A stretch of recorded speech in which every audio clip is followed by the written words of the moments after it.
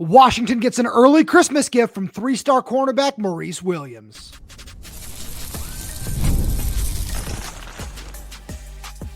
You are Locked On Huskies, your daily podcast on the Washington Huskies, part of the Locked On Podcast Network, your team every day.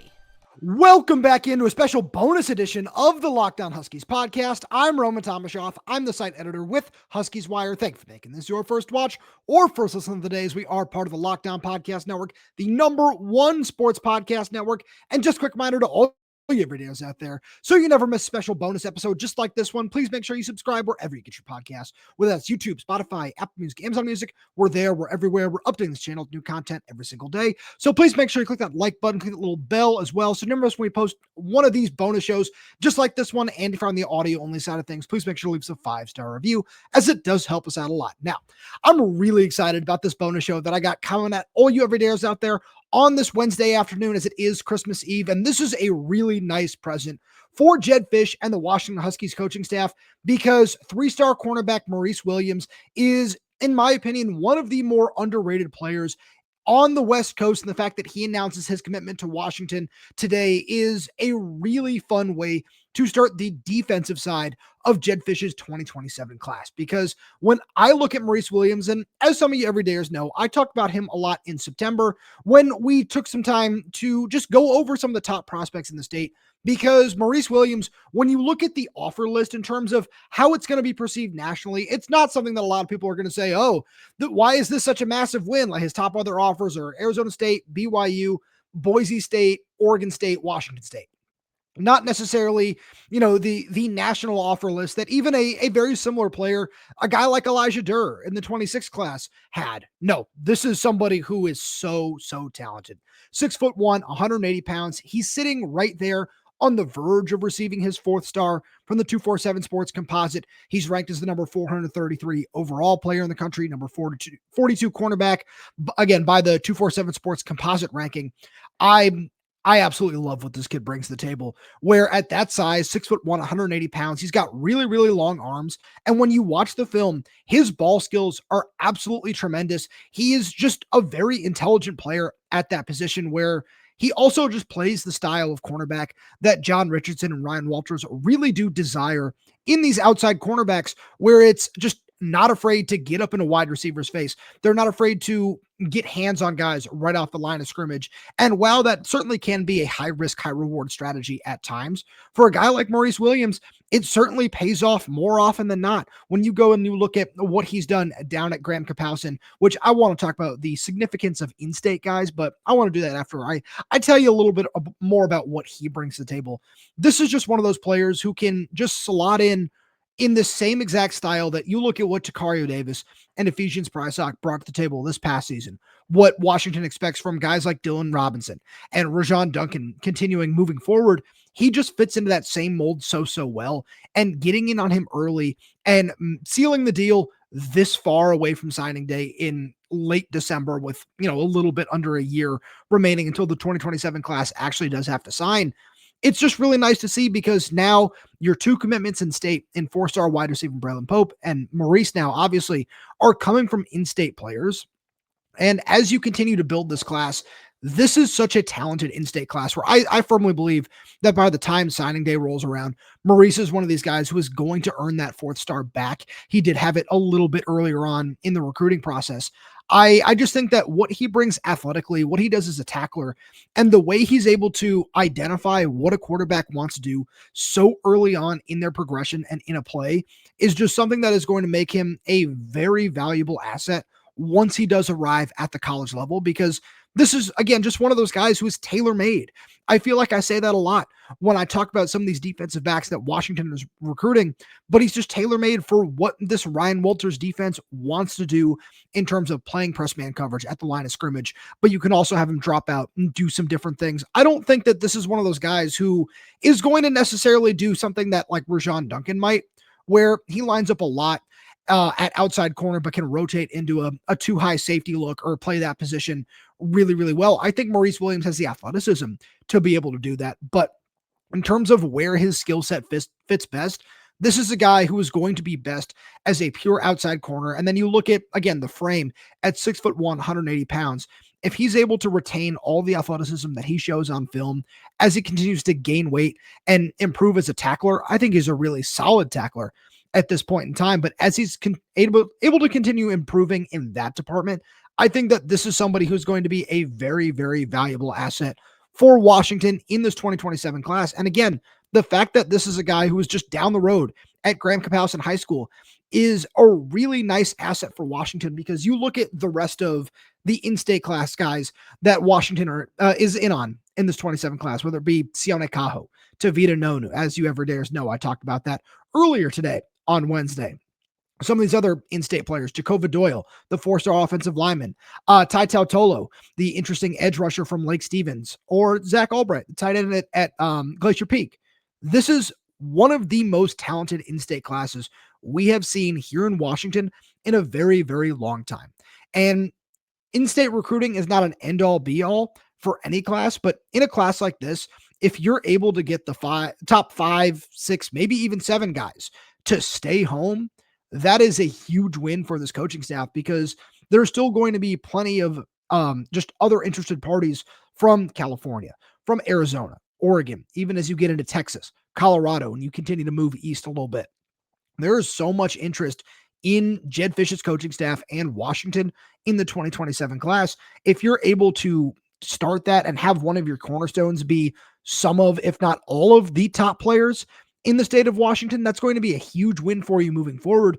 And this is just, again, a really nice way to start off this defensive class for the Huskies, because so much of what Ryan Walters' system, just in terms of the way he runs his defense, is predicated around having a really strong secondary that includes the guys that can tackle at safety and on the outside. And I think Maurice Williams just fits that absolutely perfectly. So let's dive into what the rest of the secondary class could look like now that you've got one guy committed. Right after a message from our good friends over at FanDuel. NFL Sundays move fast, one big play, and suddenly everything feels different. That's what makes live betting with FanDuel so exciting. You're not just watching the game, you're reacting to it in real time. With FanDuel, you can place bets as the action unfolds, every drive, every momentum swing, every highlight moment. Live betting is best when the game starts to shift, a receiver gets hot, a defense tightens up, or the momentum flips after a turnover. FanDuel lets you jump into the moment. Live spreads and money lines adjust instantly. Player props update as guys heat up. You can bet next touchdown scores, drive results, totals, and more. It keeps you locked into every snap, every drive, every possibility. So if you want to be right in the middle of the action this season, visit FanDuel.com and place your NFL live bets all season long. FanDuel, the game moves fast, and so can you. Moving right along here, I am so excited about this secondary class because, again, as you everydayers know, on our Wednesday show where we dove into what Washington's 2027 Christmas wish list should be with this class, one of the top guys that I mentioned was four-star safety Isala Aisa Wily-Ava. I still believe that he is absolutely Washington's top target in terms of all defensive backs in this class, because he is just such a perfect way to just have this Ryan Walters defense run through him.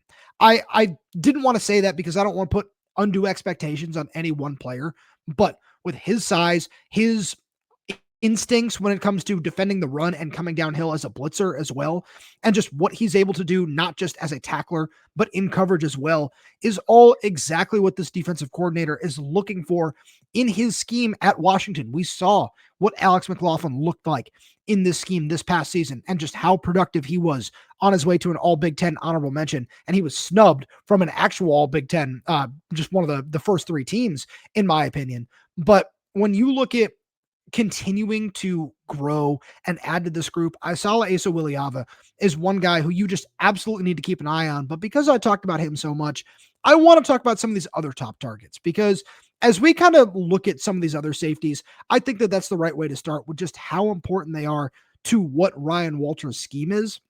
And there's only one other name that's on my mind right now. And there are a whole bunch of other really talented prospects out there, but we need to talk about Gavin Williams, because at 6'3", 180 pounds, this is a guy who, when you turn on his film, he could play either receiver or defensive back at the college level. And it seems like he's leaning towards playing defensive back. I remember he was up on an unofficial visit at Washington during the final month of the season. This is a dude who's ranked in the top 100 overall, according to 247 Sports. And when you turn on his film, it's very clear why. He is somebody who I think as he adds weight could certainly play this role as a down or just pseudo inside linebacker sort of safety, but he just has so much range and such tremendous ball skills that he is just the perfect fit in terms of what you need at the post over the top to make this defense what it really can be. Because I think Ryland Allen is a perfect fit for that in terms of his speed and his range and sideline to sideline, all that sort of stuff. And just adding the ball skills of a guy like Gavin Williams would really just set this defense over the top when you think about what this safety room is right now and what it can get to. In terms of the guys that you're looking at in this 2027 class, those are two dudes that I think are really, really important to keep your eye on, because Taylor Mays has done a really nice job on the recruiting trail since he got to Washington, was named the safeties coach.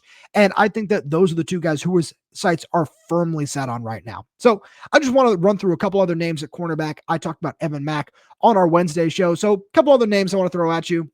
One of them, very, very important, obviously, is four-star cornerback Josiah Molden from Wesleyan High School down in Oregon.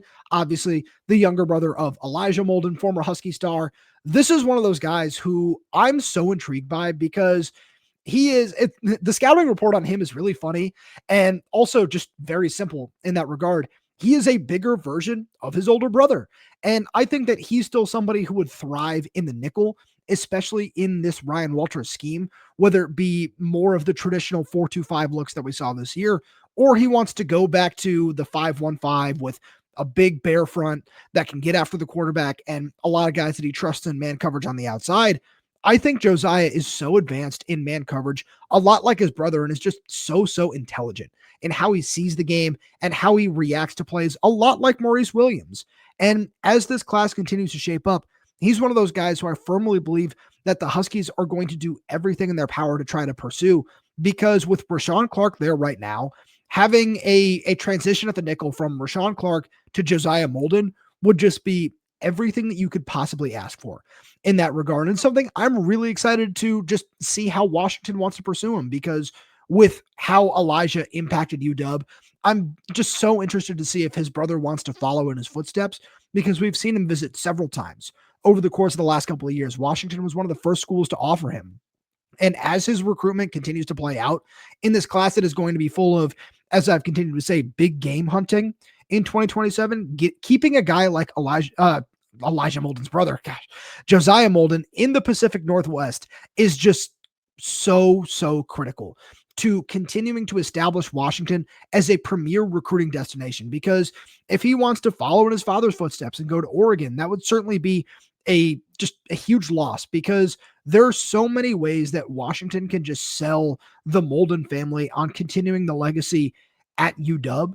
And I think that if Jedd Fisch, John Richardson, Taylor Mays, Ryan Walters, all those guys can find a way to figure that out, that would be a really nice win for this coaching staff. Another name that I want to throw at you before we get out of here, I don't think that Washington is the favorite by any means in this recruitment right now, but we saw the Huskies push to get him on campus for an unofficial visit this season, and they're continuing to do so. I know he holds a crystal ball to USC right now, but I'm so intrigued by four-star defensive back Aaryn Washington down at Mater Dei. This is just another one of those guys where he's listed at 6 foot, I think 170 pounds at this point in time, but with his aggressiveness and what he brings to the table on the outside, he reminds me so much of 2026 commit Jaron Jones, where he is just, I hate using the term scrappy football player, because it makes me feel like I'm putting somebody down, when really it's just you do everything in your power to win every rep, however it might be, whether it be through physicality, through just being a technician and just staying with your technique, trusting it and everything, or even just trying to play off and bait a guy. I feel like those are all things that when you turn on Aaryn Washington's film, he does all of that really well. And of course, being at Mater Dei, you know he's receiving a really high level of coaching. And the other reason I wanted to bring him up was, again, this theme of Washington pushing for some of the best players on the West Coast and around the country in this class. Because if you're able to continue that pipeline at Mater Dei after getting the number one player in California in 5-star offensive tackle Cody Green in the 2026 class, and you're able to keep that up, it just continues to develop a pipeline in one of the biggest recruiting hotbeds in the entire country. And knowing that you were able to go out and flip 4-star wide receiver Jordan Clay from Texas, and you're still trying to make inroads in Florida and further in the Southeast, which is certainly by no means easy.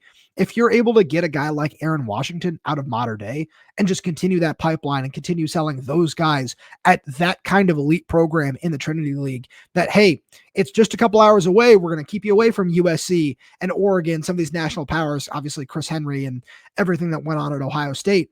If Washington can continue developing that pipeline, that would just continue to elevate this program to a whole nother level. I'm really excited to talk more about that on future episodes of Locked On Huskies. So please make sure you subscribe wherever you get your podcasts. So that's YouTube, Spotify, Apple Music, Amazon Music. We're there. We're everywhere. We're updating the channel with new content every single day. So please make sure you click that like button, click that little bell so you don't miss when we post a new show. Plus, if you have any questions, comments, concerns, drop them right down below in the comment section. And if you're audio only, please leave us a 5-star review, as it does help us out a lot. Thank you so much for tuning in, and we'll talk to you on Friday.